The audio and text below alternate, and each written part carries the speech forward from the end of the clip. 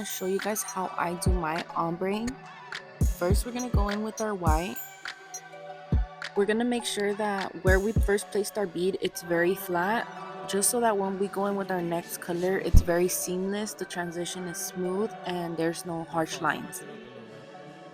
I asked you guys yesterday what you guys struggled with the most, and a lot of you said you guys struggled with making it too thick.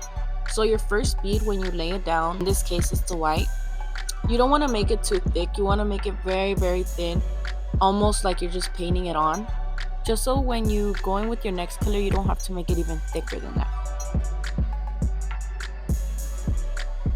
So now we're going to go in with our next color to make that ombre, and as you can see, I put it right where the other color ended, and we're just going to place it on there. We're not swiping it, just placing, tapping it into place. The reason why you don't want to start swiping immediately is so that you don't remove all the product you just placed on there instead of building it up. Once you start swiping your acrylic down, if you notice that you did go a little bit too further down, or you just didn't like how much the pink took over the white, you can just simply start swiping up as I did here. On my last video, I did say that I like to use 2 beads when I do my clients' nails, but for an ombre, it is a little bit different, so go ahead and feel free to use as many beads as you need to, just to get the coverage that you need.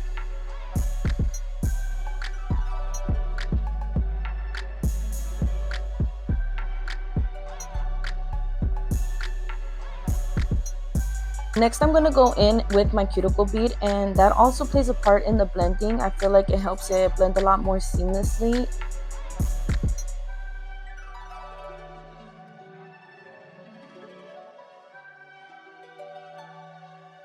Once you finish up your cuticle part, you can go ahead and cover it all in clear acrylic, just so that when you do get to the filing process, you don't file your ombre away. I know there's a lot of people that don't do it, but I like to do it. I feel like it also helps with the ombre.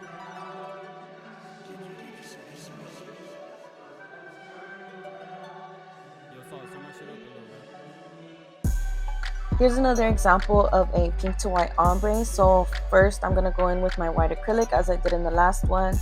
I'm going to place it right where the tip ends, making sure that it's thin and laid flat so it gives me no problems when I go in with my second color to blend it. I did do a foil ombre on this set, so don't mind that, but it's going to be the same process. We're still going to go in with the second bead to go ahead and blend it.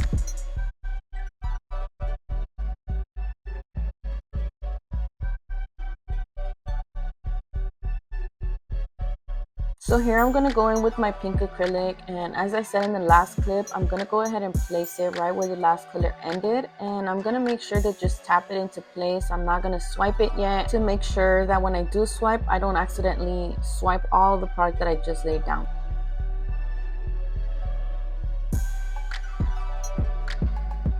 I believe the key to the perfect ombre is letting the acrylic work for you. Like I said, let the acrylic sit there and just rest a little bit, let it harden up. Don't blend it out immediately. If you blend it out as soon as you place it, you're gonna brush everything away, and there is gonna be a harsh line between the two colors.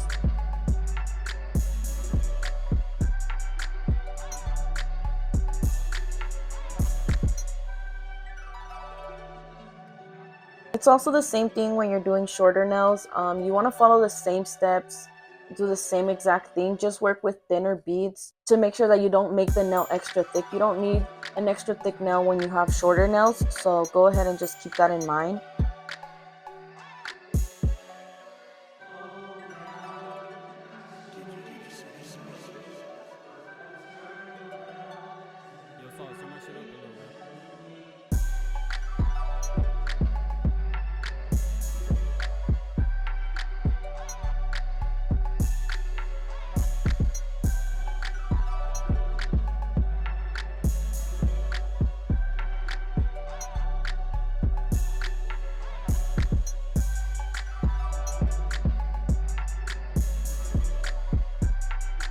Now I'm going to be showing you how I do my ombre with gel polish. So here I am just placing the gel polish on the tip of the nail. Same placement as I would if it was acrylic.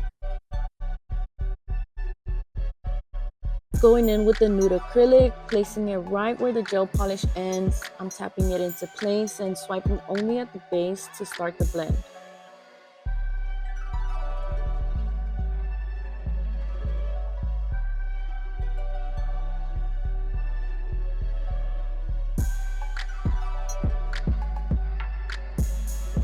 Once I'm done with that, I go in with my cuticle bead, making sure it's flushed and seamless. I've been asked before if I add clear acrylic on top of the gel polish before blending, and I don't. The monomer does not affect the gel polish once it's dry, so I save myself from that step.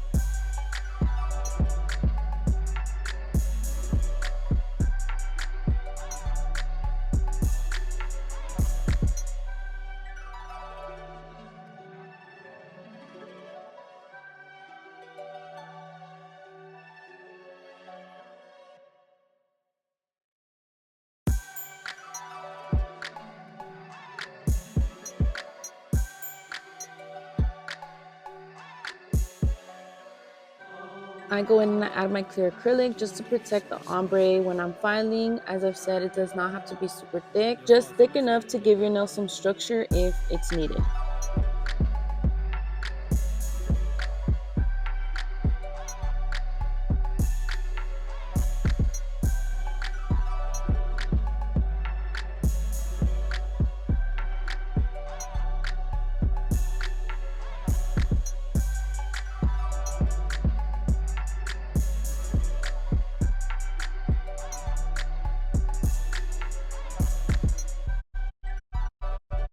Here's another example of me ombreing with gel polish. It's the same steps, same thing as if it was with acrylic, just the only difference is that it has gel polish instead.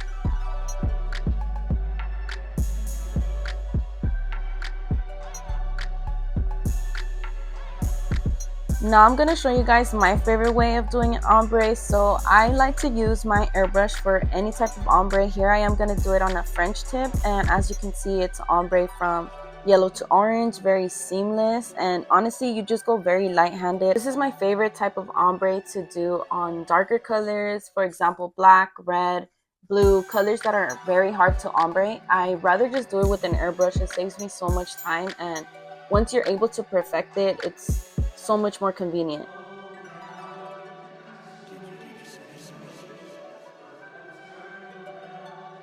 Yo, Salt, turn my shit up a little bit.